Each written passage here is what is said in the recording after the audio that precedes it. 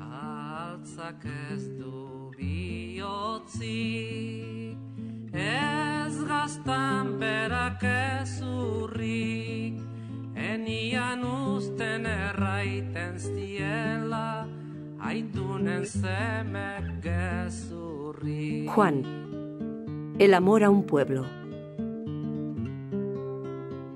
Eibar, 23 de junio de 1922.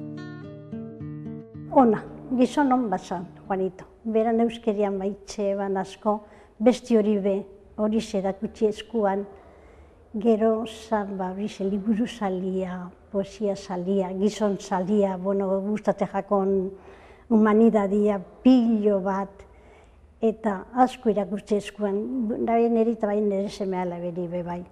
Eta beti pres laguntzeko dan hori. Juan, razón de ser, el amor a su pueblo.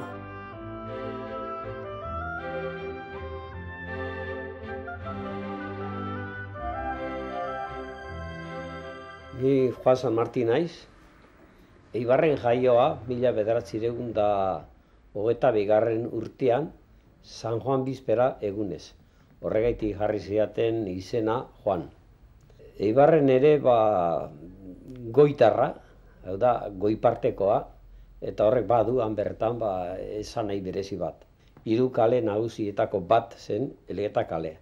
Gurasoak aitaren partetik Eibarko jatorrikoak, eta amaren partetik jatorriz arabarrak baziren ere, Otxandion eta Abadinon biziak.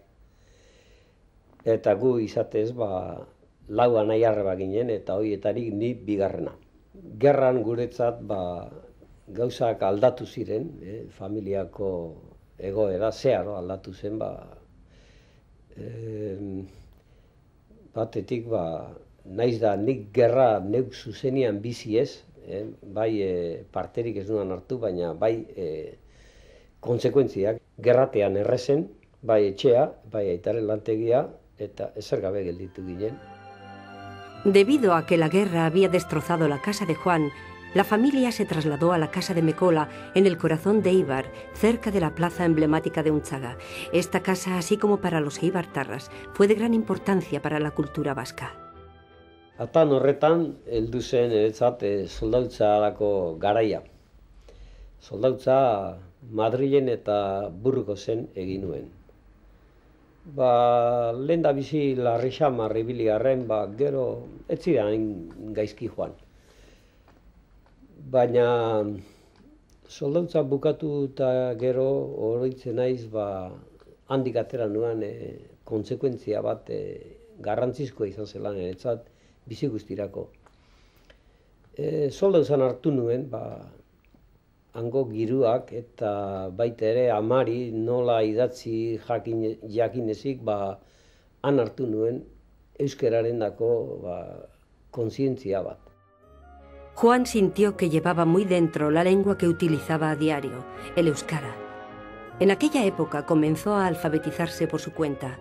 Por lo tanto, no es de extrañar que una persona que vivió y sufrió aquellos hechos durante la guerra comenzara a sentir ese amor por su pueblo. Y así le sucedió a Juan.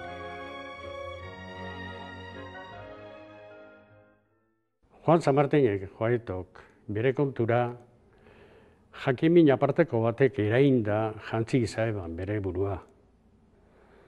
Irakurle amorratua zen, observadorea zorrotza eta intuitiboa. Memorizia izugarritza eukan eta irakurri eta ikusteban guztiak geratzen jakon buruan. Juan, trabajador y autodidacta.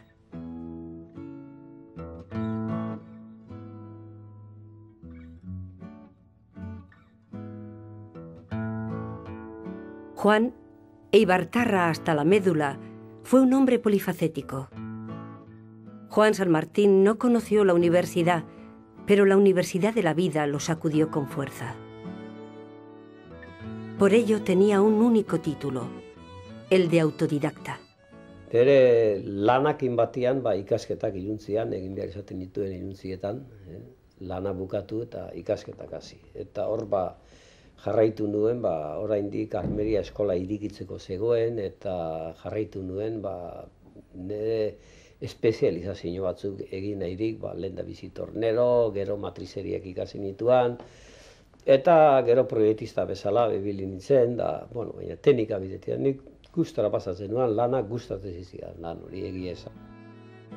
En su afán de difundir esas y otras ideas, ¿cuántos kilómetros no haría durante sus viajes en el Gordini y en el Simca 1200?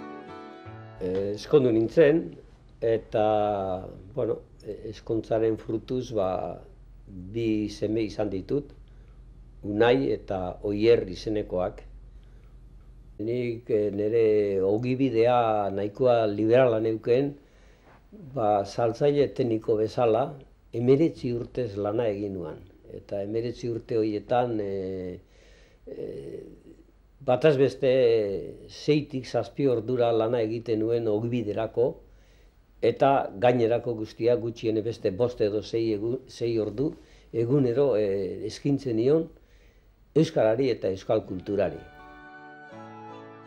Sería inexplicable toda la actividad desplegada por Juan San Martín si no mencionáramos una de sus características emblemáticas, su incansable ansia de saber. Sort tirri hori, ez dakit noizti datorren, baina usten du nik 16-17 urtekin Platonen elkarrizketak irakurri nituenetik kezka bat sortzen zait, eta gero ematen dit inpresioa munduan dana egiteko da, ez dakit, hainbeste gauza ikuste ditut egin beharrezkoak, aurkitu beharrezkoak, ikertu beharrezkoak. Si Juan se sentía atraído por algo, no paraba hasta satisfacer su curiosidad. Nik Juan ezautu ere Klub Deportiboan bitxartez, han egotekinan dano, bakotxa bera lan egiten, batugu pelotakuak, eta eura de montaña, eta handi pixka barriketan egin, da bestia eta bar da, handik ezautu nioan. Niretako Juan izan da, gizon bat, launtasun barik aurre guztien da bena. Ez da izan hijo de papa, da berak indaben dana, izan da beran sakrifizioak. Juan, amante del euskara.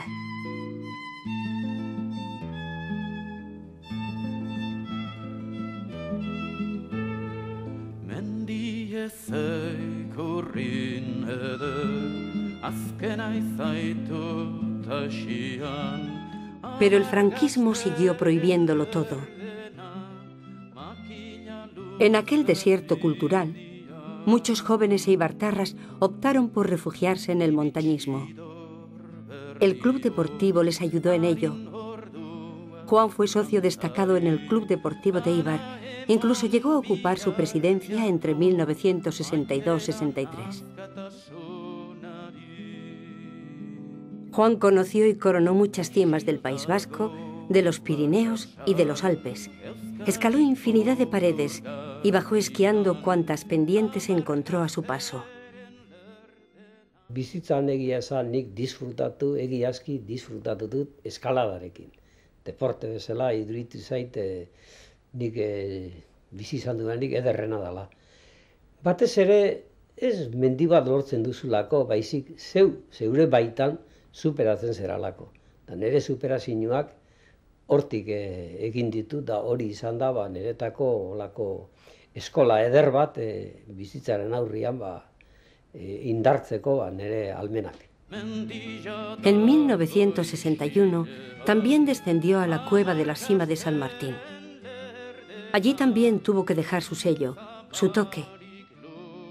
De hecho, la polea que utilizaron para bajar con las cuerdas la había diseñado el propio Juan. Para Juan, los dólmenes, los cromlech y demás hallazgos eran muy tentadores y también le gustaba la etnografía. A pesar de que comenzó a investigar a la sombra de don José Miguel Barandiarán y otros maestros, pronto comenzó a realizar sus propias aportaciones. Juan San Martín abarcó durante su vida infinidad de disciplinas, entre otras la poesía y el versolarismo, pero todas ellas las desarrolló dentro de una actividad cultural vasca y una metodología sin etiquetas. Prefería cuestionarse la finalidad de ser euskaldún que su razón de ser.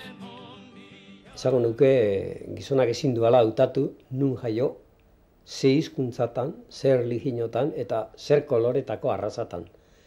Beraz, hori berez datorkio noberak hautatu gabe. Ezautu bilan, 1950 Juan San Martín lagunentzako Joaito. Mendizale mailan, bai eskala eta espelo gizan, neurri hondiko gizona, nire profesore personala izen da, eta persona bezala oso kalidade hondikua. Nik esango nuke Himalaiako 14.000 baino berentzako nivel hondio izen duela berak. Juanito San Martinek hautatu ninduen aita bitxi gisa bere sarrera mintzaldia egin zuelarik Euskaltzaindian.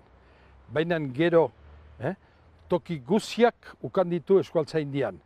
Bai alde batetik Gipuzkoako ordezkari gisa, gero Jagon sailburu gisa, eta gero ere Euskaltzainburu orde izan da Juanito San Martin, beaz 40 urtez izan gara adiskide oso mindoa. Juan, miembro de Euskaltzaindia.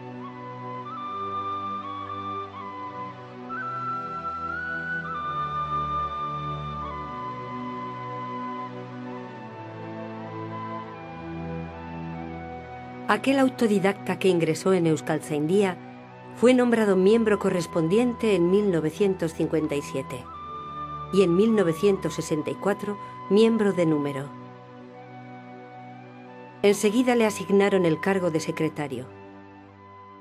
Euskaltzaindian idazkari 11 urtez izan nintzen. A continuación fue tesorero y responsable de la sección tutelar. También lo eligieron vicepresidente de Euskaltzaindia en 1988, pero abandonó el cargo al año siguiente, cuando fue nombrado ararteko o defensor del pueblo de la Comunidad Autónoma Vasca. Gracias al tesón y al prestigio de San Martín, se hicieron grandes progresos en la cultura vasca. Se organizaron las competiciones de versolaris de Guipúzcoa, las campañas de alfabetización, la campaña a favor de las ikastolas y, por supuesto, las gaueskolas. Es digna de mención la labor que desarrolló en Euskaltzaindia. Euskaltzaindian sartzearekin nik ez dakit ezer olako emaitzarik edo aportaziorik eman badut usten dut garrantzizkoena izan zela, antolatu nuela batzordeetan lana egiteko era. Las decisiones adoptadas y los pasos dados en Aránzazu en torno al euskara batua en 1968 le supusieron más de un quebradero de cabeza. Neukan itzala handi bat Euskaltzaindi barnean. Baina atan etorri zen batasunaren arazoa 1978an Arantzazuko bileretan. Arantzazuko bilera horietarako nik nire Euskaltzaindian neukan indar horrekin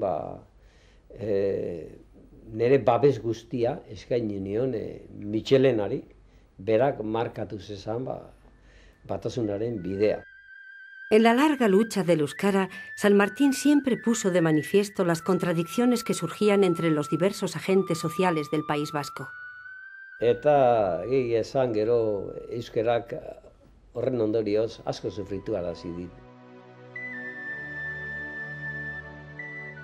Y todo ello con la legitimidad que proporcionaba la coherencia de una persona que durante los años difíciles de la actividad cultural vasca trabajó incansablemente a favor del euskara. Euskaltzaindia, a su vez, fue una institución que llevó dentro durante más de 40 años. No es poco. Gerra ondoren, Juan San Martínek sumatu zuen behartzula bere euskera mamitu eta sakondu. Orduan hasi zen bere klasiak hartzen, klandestino gisa, eta hala bere iritsi zen Euskaltzaindia esatia, bai Euskaltzain osoa, bai idazkaria, bai lehendakari ordea. Juan San Martini zor zaio, Jaizkibelen arkitutako lehen gizonen aztarnak. Juan, el escritor.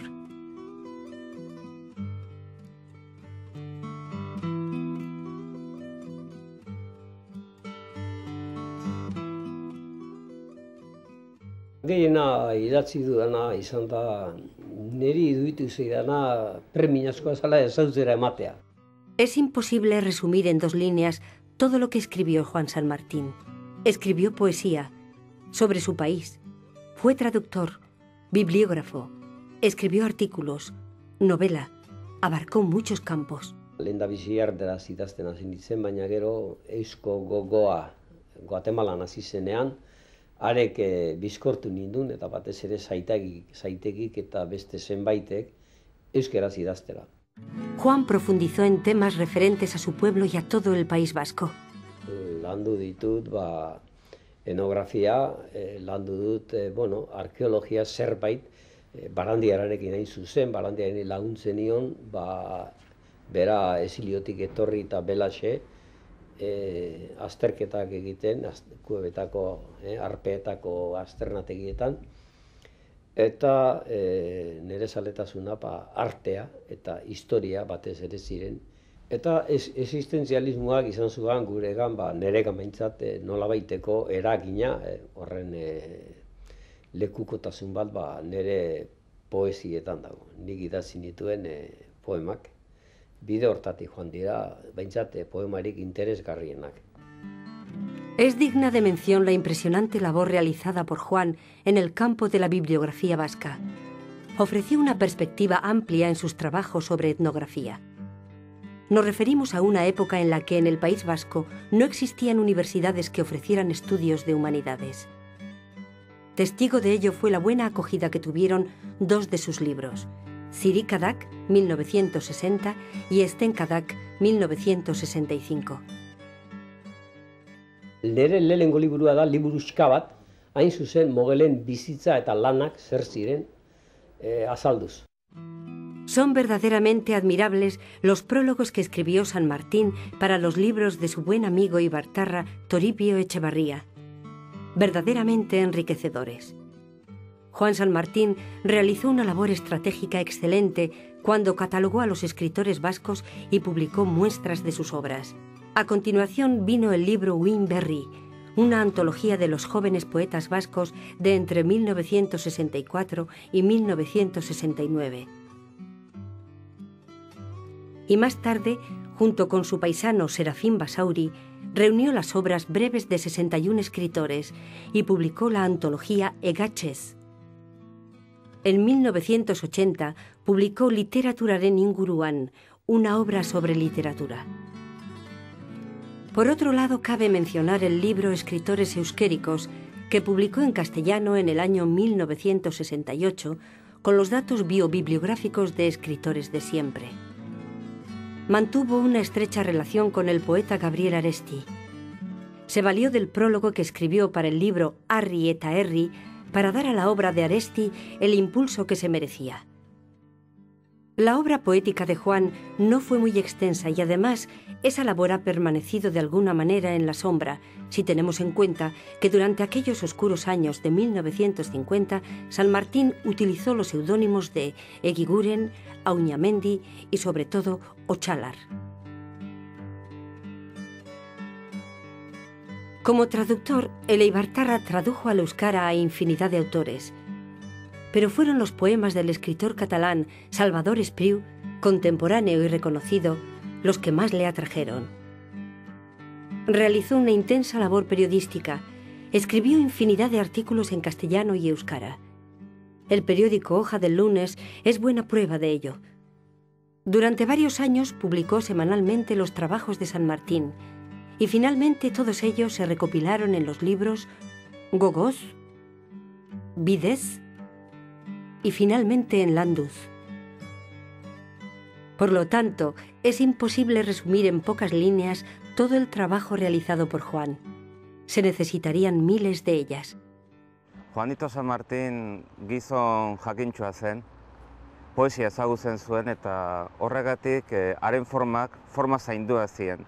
Gero bea ere irakurria zen, asko irakurri zuen bere bizizan, eta horregatik bere poesiak eta bere literatura badu halako ukitu formal bat, ukitu klasikoa dena zango nuke.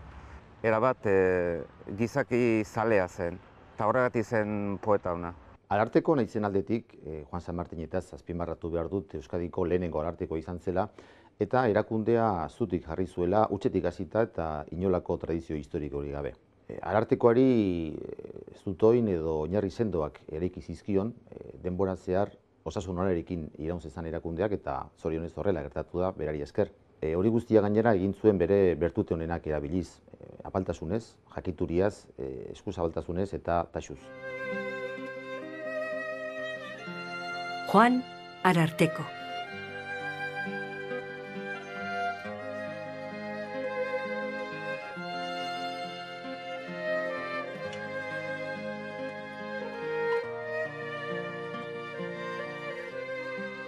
Juan tenía muy claro que únicamente una construcción nacional que impulse la paz y el entendimiento mutuo nos conducirá a la verdadera universalidad.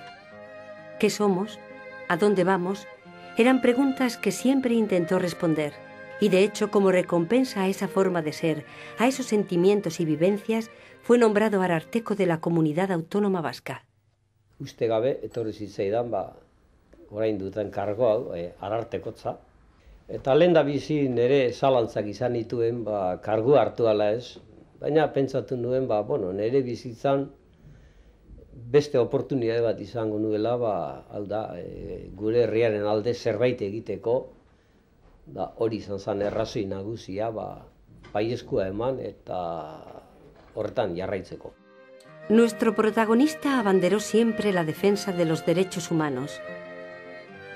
Por lo tanto, no nos sorprende que el 8 de marzo de 1989 el Parlamento Vasco lo nombrara Ararteko o Defensor de los Ciudadanos. Bajo su tutela comenzó a publicarse la colección Padre Francisco de Vitoria sobre los derechos humanos. Eta esperientzia ona izan dut. Nik uste lana atsegina dela, ditugunak, larritsuak direnak, baina batez beste gusten duzu gizonen alde edo pertsonen alde lan polita egiten duzula. Además, durante el último año, el 3 de junio de 1994, llegó a ser presidente del Instituto Europeo del Ombudsman.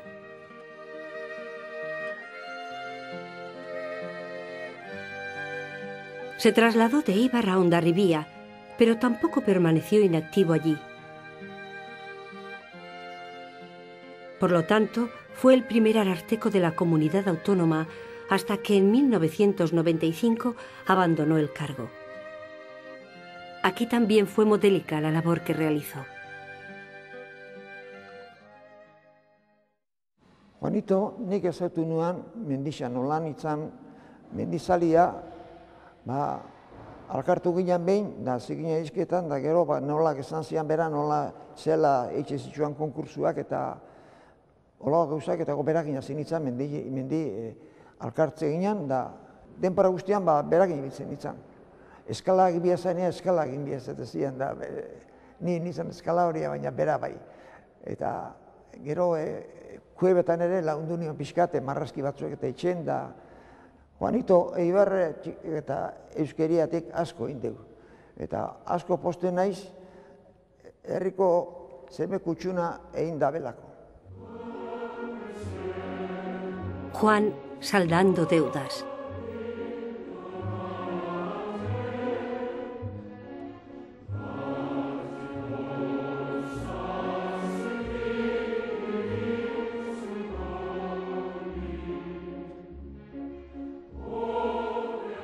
Es lo que solía decir a menudo sobre los premios y los homenajes. Y de todas maneras, durante toda su vida, recibió infinidad de premios, reconocimientos, alabanzas, homenajes y menciones. Es difícil cuantificar si fueron muchos o pocos, si lo recibió demasiado tarde o demasiado pronto, pero algo está claro, que todos ellos fueron merecidos. Y bien merecidos además. Si echamos la vista atrás, y debido a que tiene relación con el mundo de los libros que él tanto amaba, esta es la relación de los premios que merecidamente recibió nuestro protagonista.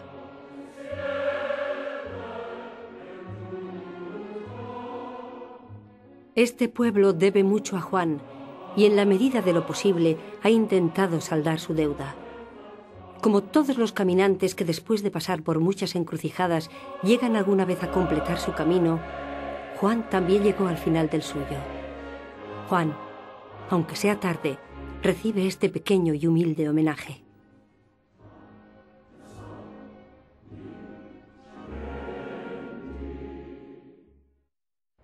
Eibarko udaletxe honetatik, bere mekolako etxetik gertu, Juan San Martini gure adiorik bihozkorrena bidali nahi diogu. Ez dugu erraz ahaztuko berak utzitako uzta. Salvador Espriuk esate zuen bezala, bakezko gizonak erkal ulertu behar dugu. Hori da Juanitok utzi digu mezua. Jakin-mina, lanerako gogoa eta euskaltzaletasuna. Eskerrik asko Juanito eta betira arte. Juan, el adiós.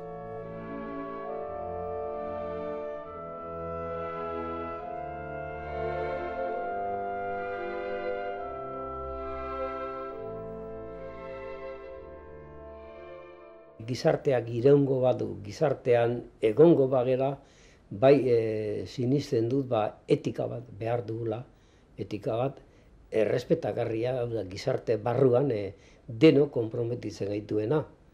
Eta horregaitik alkarri behar dugu tolerantzia, konprenditzeko modua, eta bakoitzak bere bidea marka dezala, beti bestiena errespetaturik, da nik uste dut hori dela, eta lagundu alkarri, batez ere lagundu. Cuando abandonó su cargo de ararteko, como él mismo señaló, se convirtió en hondarribitarra de cuna y barresa. La sensación que le produjo el abandonar el cargo fue agridulce. Pero no permaneció inactivo. Siguió dando conferencias y escribiendo ante la pantalla de su ordenador. Siempre estaba ocupado. También continuó con su labor de etnógrafo y se perdía a menudo entre sus papeles. Escribió artículos en las revistas Hondarribía y Bidasoa y publicó un estudio sobre la iglesia de Santa María de la Asunción de Hondarribía. Durante sus últimos años, y siempre que tuvo ocasión, dio muchos paseos por el malecón. Conocía bien a su perro, y el perro también lo conocía bien a él. Para terminar con esta breve biografía de Juan San Martín, volvemos a plantearnos la pregunta que se hacía a menudo y que todavía está sin responder.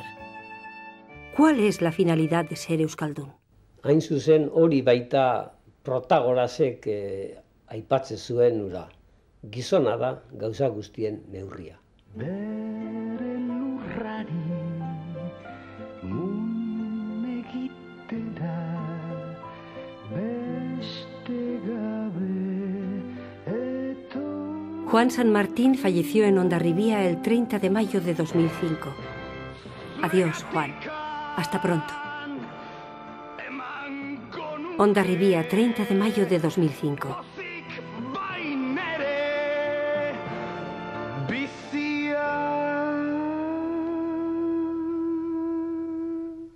Beti zuretzat ilarteraino gorputz tarima guzia.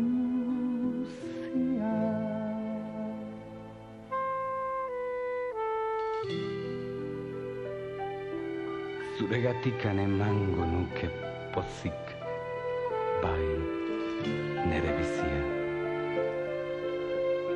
Beti zuretzat ilarteraino gorputz da harima guzia.